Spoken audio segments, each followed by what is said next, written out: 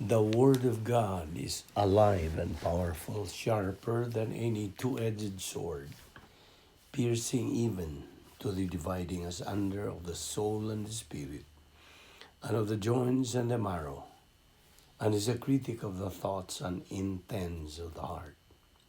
All Scripture is God-breathed and is profitable for doctrine, for reproof, for correction, for instruction in righteousness, that the man of God might be mature, thoroughly equipped unto all good works. Study to show thyself approved unto God, a workman that needeth not to be ashamed, rightly dividing the word of truth. The Bible says, "For God so loved the world, that he gave his only begotten Son, that whosoever believeth in him shall not perish, but have eternal life." For God did not send his Son into the world to condemn the world, but that the world through him might be saved. He who believes in him is not condemned, but he who does not believe is condemned already, because he has not believed in the name of the only begotten Son of God. But as many as received him, he gave the right to become children of God to those who believe in his name. Believe on the Lord Jesus Christ, and thou shalt be saved. We have been saved by grace through faith, that not of yourselves. It's a gift of God, not of works, lest anyone should boast.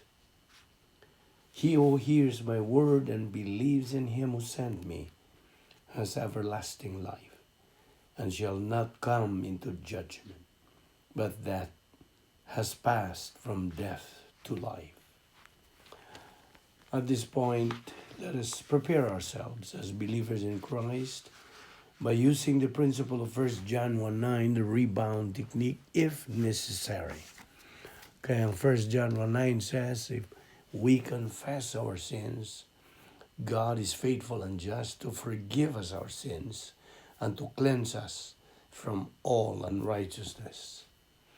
Alang kanimo, dili magtotoo, if you are an unbeliever, gidapit ka, giawhag ka, sa paggamit niya ng imong free will to make the most important decision in your entire life, the decision to believe in Christ as Lord and Savior. Believe on the Lord Jesus Christ and you will be saved. Busa sa hilom, mag-aandam ta sa atong tagsa-tagsa kakaugalingon. Let us pray.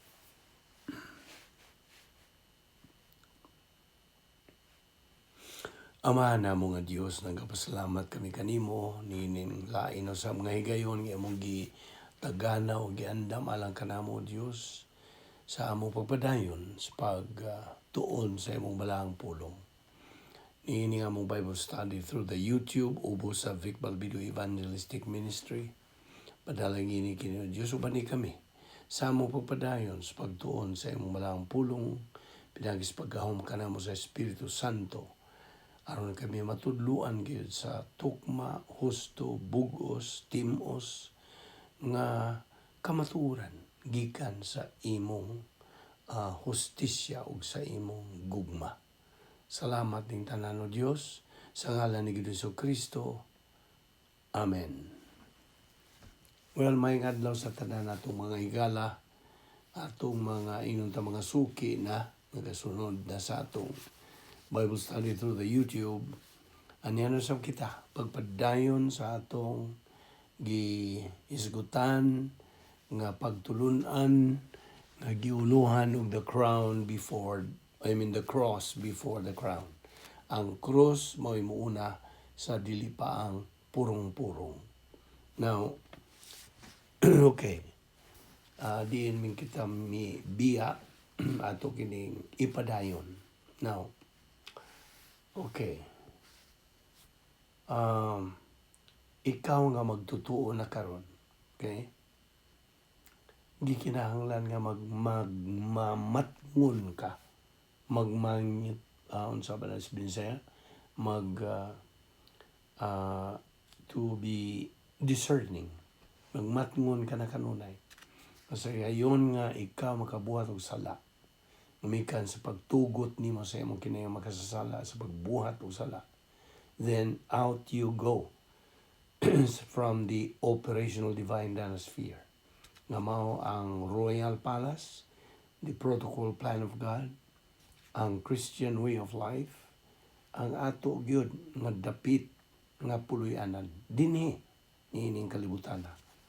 O kini matang kini sa pangunahuna, it's a system of thinking.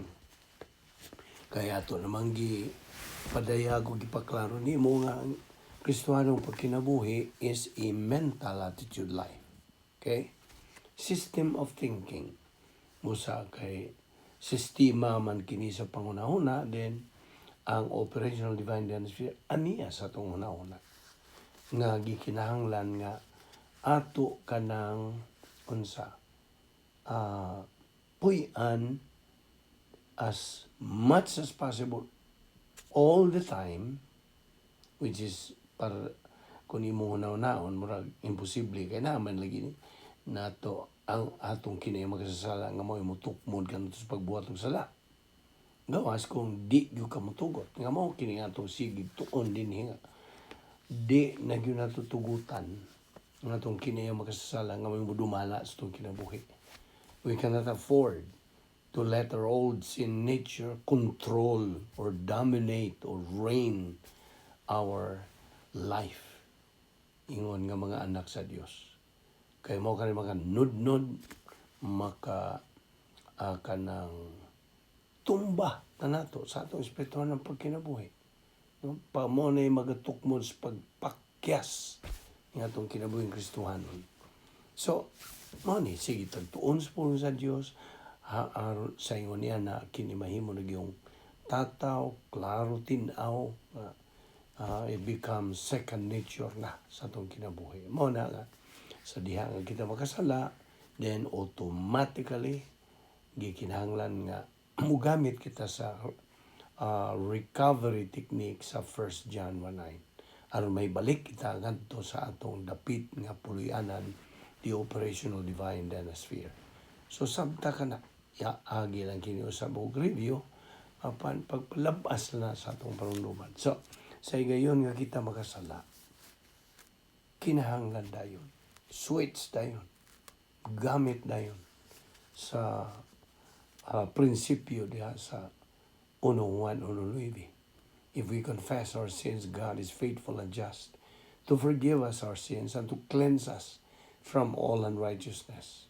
O diha balik na sab kita sa atong dapit nga puloy-anan, the operational divine dynasty.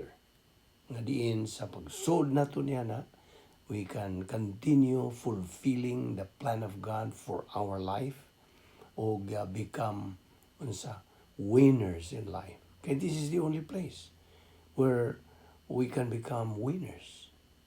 Mo na ni tambag kani paimangno kini pahinumdum kini sa Dios kanato. Imura bag mayon siya anak, ayaw puyo diya sa gawas. So dire sa operational divine dynasty. Kaya ang gawas dili mauna ang imong puluyanan.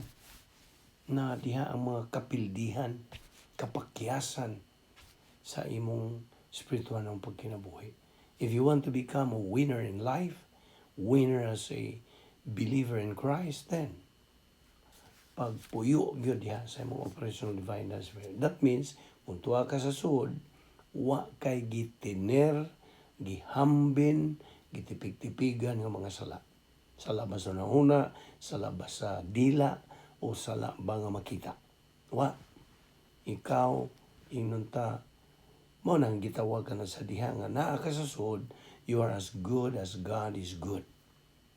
Wa, kung mag-ingon nimo nga, you are as good as God. Dili, imposible man na. Nag-ingon ako nga, you are as good as God is good. Kaya mo man na, ang dapit nga diin ana ang good tanan sa Dios. Kung buot ikaw may mong mananaog, then puyo diha. Ang panlagi, sa atong adlaw-adlaw ng pagkinabuhi, nag-atubang katas daghang mga na mga suliran, mga pagpiit, na mga kanang sa pagduot kanato, pagsuway, all of this na bombardyuhan nga atong pangunahon. Mao na nga we have to renew our mind by saturating it with the Word of God. Pun-un nato ang atong pangunahon. Lukpon ng atong pangunahon. Saturate with the Word of God. Okay? Mao na nga sa diha nga kita makasala atong timan-an diha gikinahanglan nga unsa admitihan ang kuno nato nga nabuhat nato ng mga sala ngadto sa tubangan sa Dios, dili sa tao di man na protocol sa Dios, ngadto diretso sa Dios nga man, kay mao man siya man ang atong gibuhatan og sala bato kaniya. Mao na ang Salmo 51:4 nagaingon, against you only I have sinned. Kita nimo? So, when it comes to forgiveness of sins, kung bahin na sa pagpasaylo sa mga sala, kanang maong bahin nga mga sala post-salvation, kana, okay? Kay duha mga klaseng mga sala, kanang pre-salvation sins o post-salvation sins. So, pasabot sa pre-salvation sins. Pre, meaning sa wa pa ka maluwas. So, sa wa pa ka maluwas, pagka mudawat ni Hesus Kristo yung mo manluwas, nagbuhat mo yung sala, of course. Mura may imong amo, imong uwisin, hala sa ibuhat ng sala. So, mo ito yung pre-salvation sins. Na human ka maluwas, diha, luwas ka na, okay? Mubuhat pa mangyug ka mga sala, nga naman. Naapa man lagi ni nga itong old sin nature.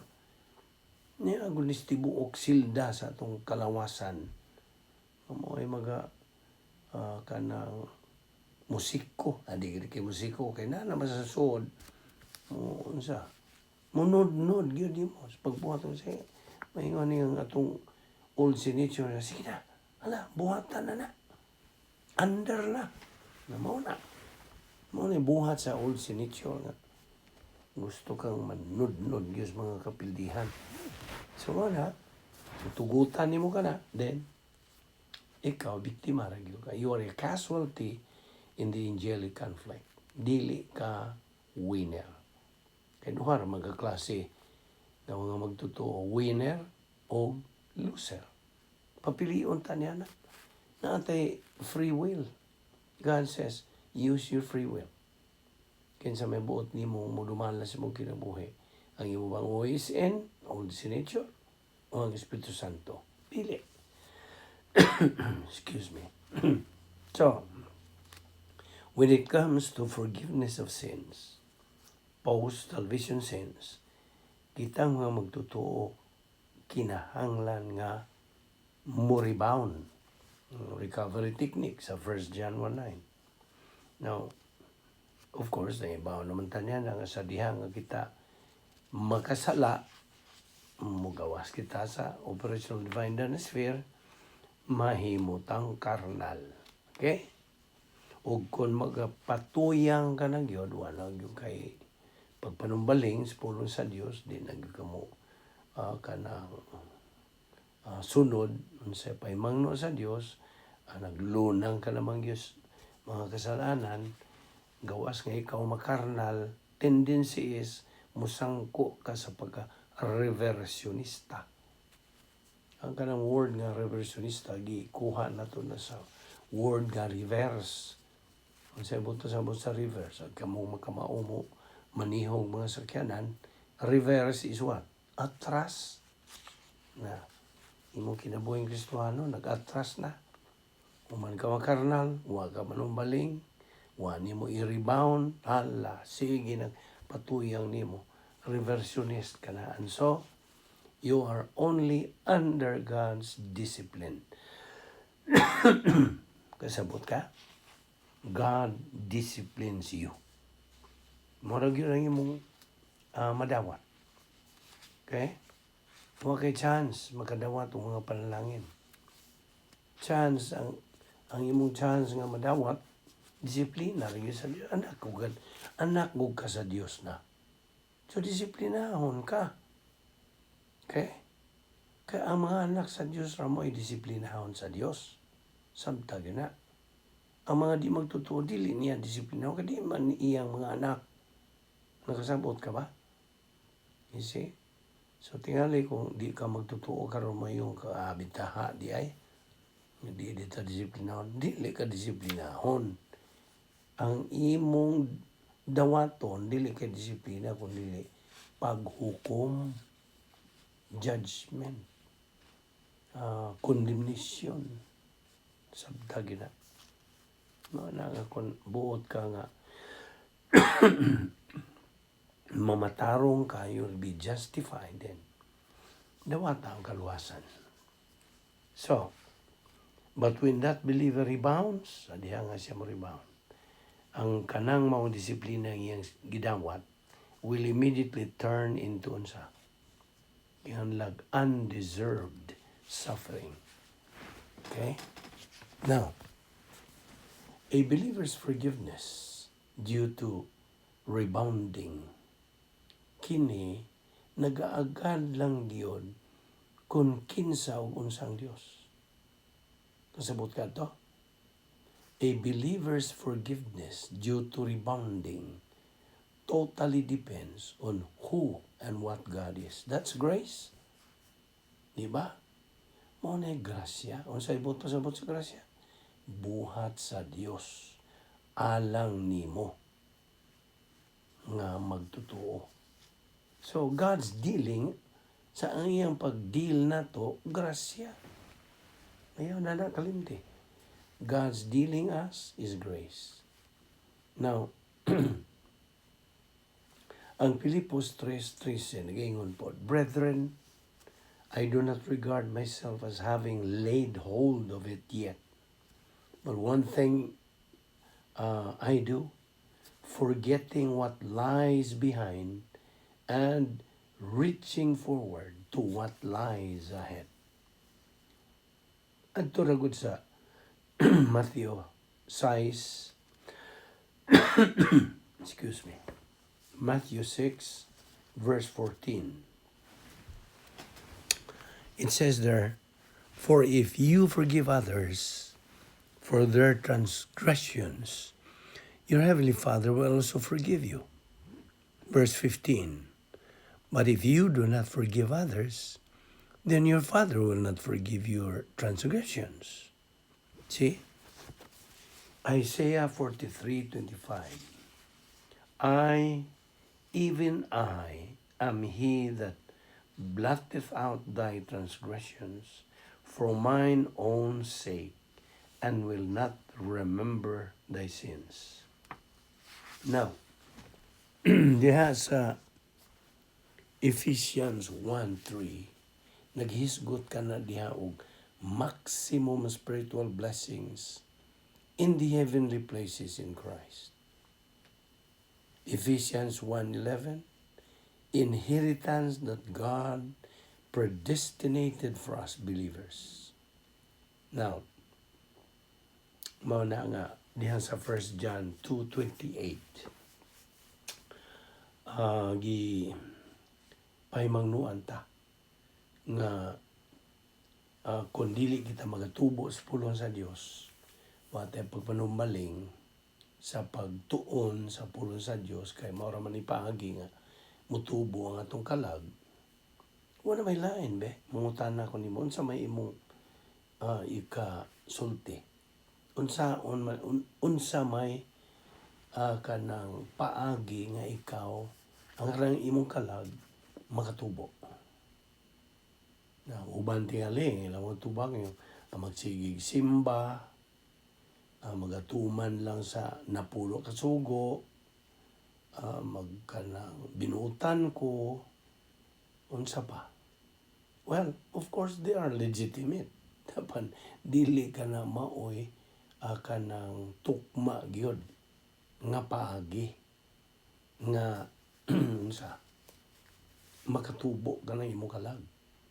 Kaya ang imong kalag makatubo lang sa diha nga ikaw nagapadayon, nagmalahutayon, nagmasigihon, nagmakugihon sa pagtuon sa pulong sa Dios. Sama niya itong gibuhat kada adlaw. Nakasabot ka ba niya na? Adlaw-adlaw tang nagtuon sa pulong sa Dios. Pinagi sa YouTube, ubos ni ining ministry. Ngagi mugna gini sa Dios Espiritu Santo. Dili niya itong buhat, di niya itong trabaho. Ubos kini sa ministry sa God the Holy Spirit. See? Kaya kung ang Espiritu Santo nini atong ministry, why kapuslanan, why hinungdan. Nag-usik-usik sa itong oras, itong panahon. Mao na kini, timan this is the most important, the most necessary, the most essential nga kanang lakang o paagi kay nagsunod lang ta sa iya sa Dios nga kanang pasidaan o pahimangno. Unsa man ang bersikulo diha nga nagpahimangno nato nga patubuon tong kalagbe. Ikaw nga nagsige na magsunod niini. Lamasa sa imong panunduman unsa man. Ang bersikulo gyud, the particular verse that admonishes believers to grow. Unsa man. Nasa 2 Pedro 3:18. 2 Peter chapter 3 verse 18. Grow in grace and in the knowledge of our Lord and Savior Jesus Christ. Na paagi ni sa Dios. Patunon ta siyang pulong pakatunon ta niya na tuy kanang understand, comprehend, take in His Word. Kaya na diya tanan ang iyang mga saan, iyang mga prinsipyo, iyang mga tugon, iyang mga panguna-una, iyang mga paagi, iyang mga kalaki. Na diya, kini nga itong ipangtunan. Just imagine that. Na kung magtubo na niya itong kalag, ha? Na di po lagi mo tubo na itong kalag kung dili na toon sa tuuhan kani nga itong gitunan. Kasabot ba ka? Kaya kini mo ipaagi.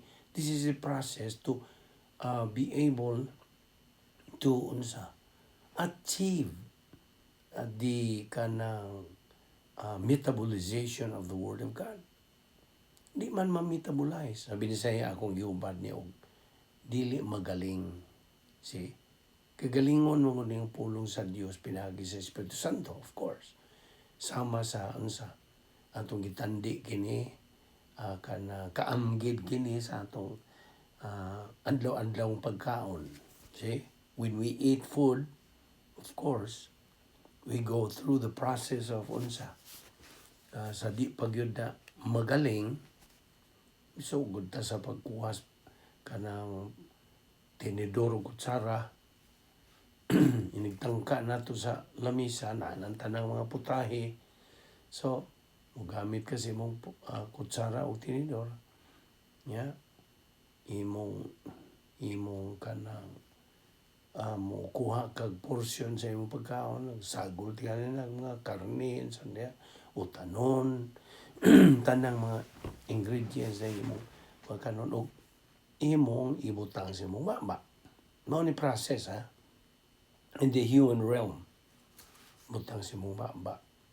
Yung samtang naanas baba ka ng pagkaon, ang imong volition, ang imong kabubuton mo yung unsa man, imo ba nang usapon o di? You see? Mao na imo pangutanan nimo. At the back of your mind, sige pangutanan. Unsa imo ba nang usapon o di? So, kini atong kaubuton, doon na may duha ka bahin, negatibo o positibo. So, either, unsa imo pilion, maingon kag, ang ning usapon. So, positive. Pan ko may kag, kung usap, so, negative. Samtan ni mo na. So, mo na nga, sige, pangutanan na imong kabubuton. Karon, kay imo namang giusap, mo na po mangutanan na po na imo kabutog. Karon, imo naman giusap, imo man ang tunlo no di. Kasi, mo gamit na po kasi imong kabutog. Ang tunlon. Okay. Tingali mo yung kagadi, kumutuon, ini ano iluwa. Kasi, so depende, unsay mo gamiton nga desisyon. So, sa diha ato ehemplo nga itong pagtuon na yun. Imo manggituon, niyong kamag, ahong tunlon. Pagtuon ni mo niya to, muhagbong, asa man ang mahagbong? Yung pagkaon. Dito sa mong istomago, sa imong tiyan. Inikahagbong na niya na, pangutana ko ni mo, diha ka ba'y gibuhat? Nga muhagbong to this istomago? Be? Diha ba kay gibuhat? Wara ba? Wa kay gibuhat, wa kay nabuhat. Mo na ingan lang, grasya. Pagkahagbong niya to, katuloy mo ikaw mga nagsagol na to, o mauna na ang kaamgid na to metabolization. Metabolism ba? Nga kadto na himo ng na galing. Okay? O kinsay nagaling na to? Ang Diyos, grasya lagi. Nagaling to og mukalat kadto siya ngadto tanang silda sa imong kalawasan. Umo ni nagahatag kanimo kahimsog, kalig-on, kanang kabaskog sa imong kalawasan. Kasabot ka? Ako na nang ginahina, pero masabtan yun mo. So, mao na ang process of metabolism. Na karon, ibalik na to atong i-rewind.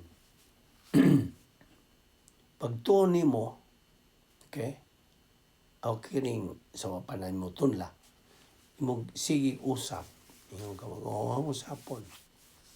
Nya, ingon ka man, sunod, muta namang imong kabutog, imong manang tunlon o di.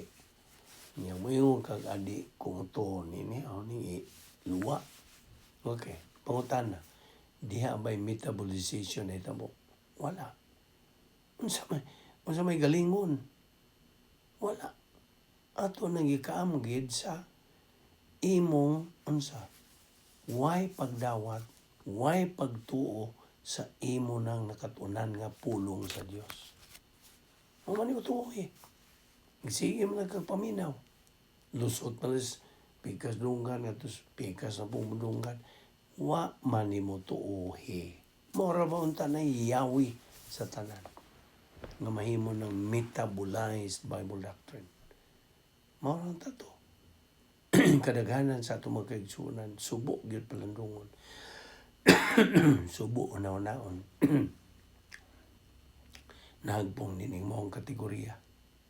Segel sa tuon, way pagtuo. Di nila tuuhan. Kaya they have wrong motive. Okay? So, nasabtan mo tang metabolism. Karon, balik ta sa itong main topic na sa diha nga na-metabolize na nahimo na ng kusog, kalig-on, kabaskog sa imong lawas. Kaamgid sa imong kalag. Na karon, nagatubo ng imong kalag. Ninumdum kas tulo ka ang sa kanang level of spiritual growth. Una nini is baby or infant believer or stage. Ikadua, adolescent stage. Imong pagka hingkod. Okay? Pagkahingkod na. O kung magsigi ka, malahutayon ka sa imong pagtuon sa pulong sa Diyos. Adlaw-adlaw, nga wa kay kanang undang, diniyos na gyud ka, o tinuuray na gyud ka, nga na plug in doctrine. Karon, tubo na imong kalag. Kabuot na nimo ang spiritual maturity, the capacity stage. Now, sa imong kanang tubo, unya mukalit og hitabo ang rapture. Okay. Panalitan. Tubo ka na, hamtong ka na. Rapture. Unsa mosunod sa rapture? Humanta sa sakdawa, mutagbo ta musugat ang Hesus Kristo dito sa panganon in mid-air. Okay? Musunod dayon, mubanos dayon ang gitawag og unsa? Judgment seat of Christ. Okay? Mao na nga. Na ay mga kaigsunan na to nga inigabot niya na nga they are caught unaware, of course, kay ang rapture mudangat man like a thief in the night. So makurat lang sila, uy, rapture naman di ay. Unya, matubang tang Ginoong Kristo sa judgment seat of Christ. Mao na ang 1 John 2:28 nagaingon, paminaw.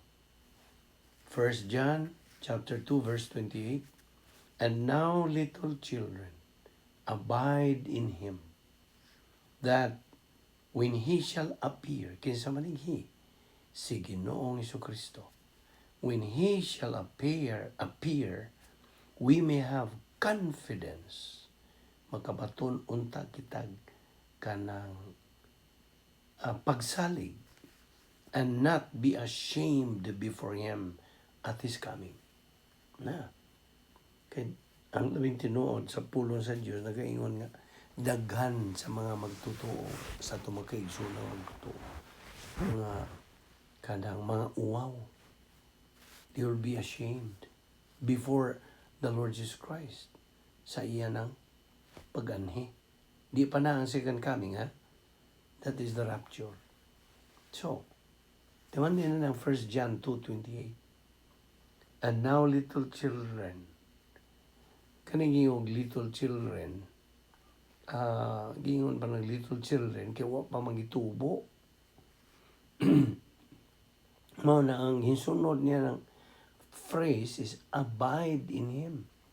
Padayon sa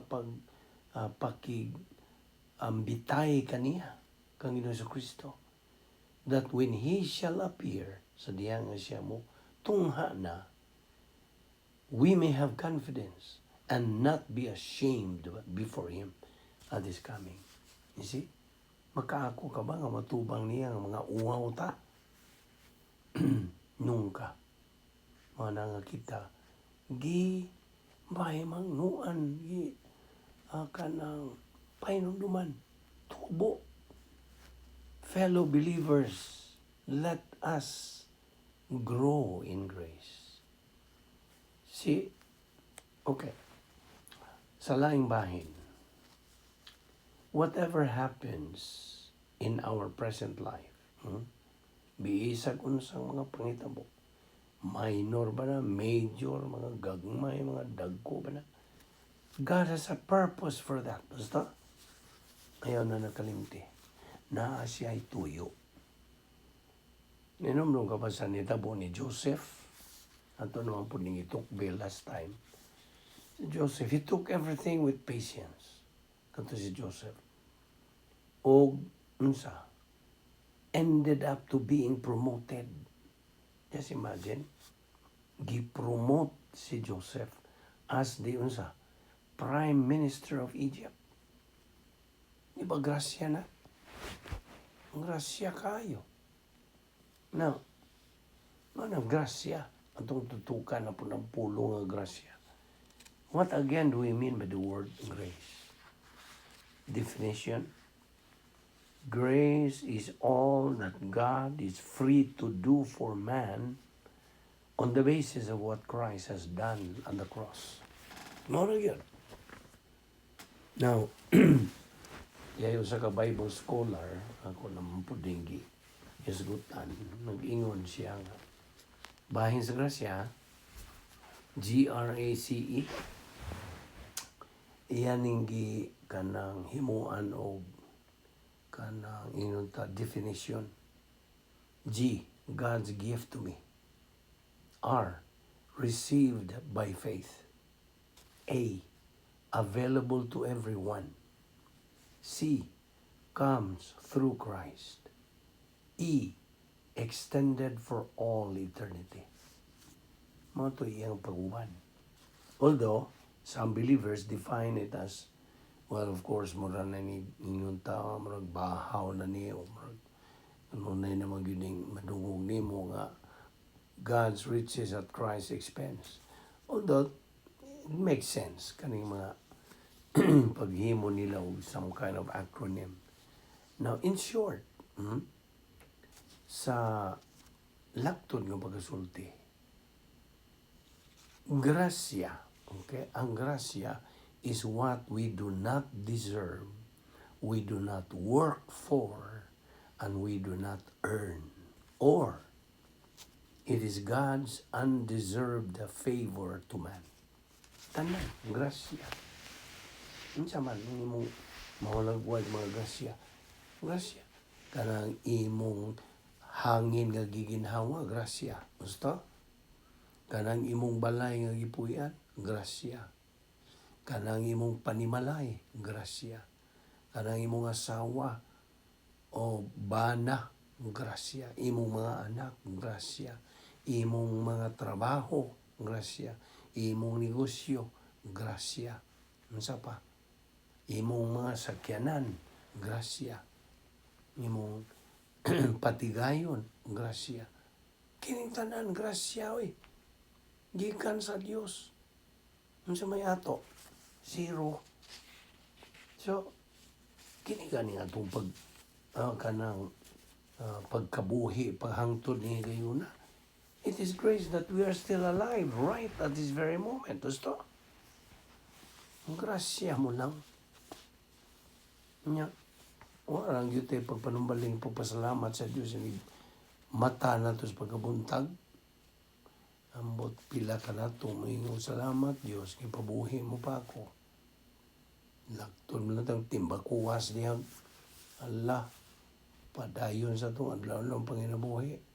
All the hustle o mga kalihukan sa itong kinabuhi. Huwag pagpasalamat. So many are ungrateful. No. So, we do not deserve all this. Gini kita angay. Isa nga nini nga itong kinabuhi. Di kita angay. Huwag tayo katakos. So, it's grace nga kita buhi pa ang tuning gayuna. Gumikan lang sa gugma, kaluoy, kortesiya, sige man ikatong balik-balik ito, ingon nato. O grasya ka na. So if someone asks you, why are you still alive? Tubag, grasya. Because grace is likewise defined as the plan of God. Plano sa Dios. Kining plano sa Dios nga, nagalihok sa itong kinabuhi. Grasya. Diba nina na? Grasya, lihok sa Dios para nato. Tao. Dili angayan. Hence, kitang mga magtotoo are still alive right at this very moment because God has a plan for our life. Alang kanimo, di magtotoo. Nganong buhay ka po man. Tungod kay ang Diyos na plano sa imong kinabuhi.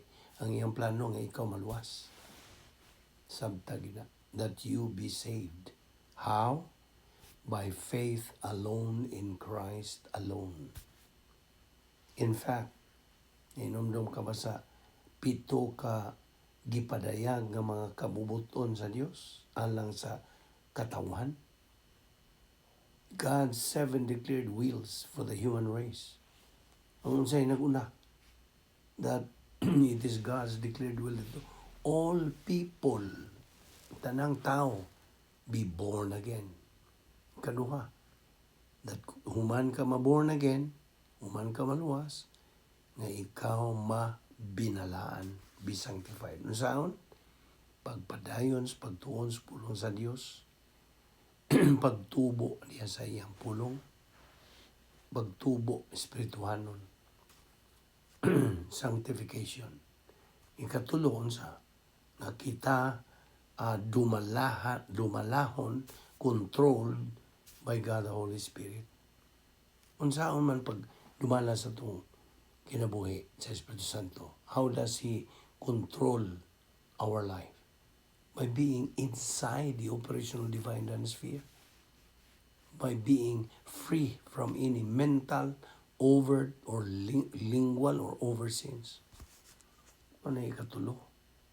Ikaupat na nga kitang mga magtotoo magmapasalamaton for everything. Give thanks for everything. Kapildihan ba na, kapakyasan ba na, kanang kawadan ka magtrabaho, pasalamat gyapon. See? Muna, kabubuto na sa Diyos. Ikalima, that we believers trust in the Lord. Magpadayon tas pagsaling diha kaniya. Sa mag-iyon diha sa Proverbs 3, 5, and 6. Trust in the Lord with all your heart and lean not on your own understanding. In all thy ways, acknowledge Him, and He shall direct your paths. Trust in the Lord. Sa pa ika-unom, that believers suffer na. Duha man ka klaseng suffering. Sa man ang una, kanang suffering for blessing, o ikaduha, suffering for discipline. Naibaw ka na sa ipot pasabot nini. Kung blessing ka ng imong suffering karon, nakipag-antos, apan wa kay sala, you are free from any sin, then ka na undeserved suffering. Apan kung ikaw na kanang lunang sa kasalanan, okay? Ito kasagawa sa plano sa Dios, then kanang pag-antos kay mong gi atubang karon disiplina. Kasabot ka? So either panalangin or disiplina. So mo na nga believers suffer. Ug ang pito nga kanang declared will that all believers be productive. Magmabungahon. Saan pagkamabungahon? Stay inside the operational divine dance sphere, free from any sin, fulfilling the plan of God, executing His plan for our life. Okay? So, you can see that kanang Numbers 1, God's declared will is that all people will be born again.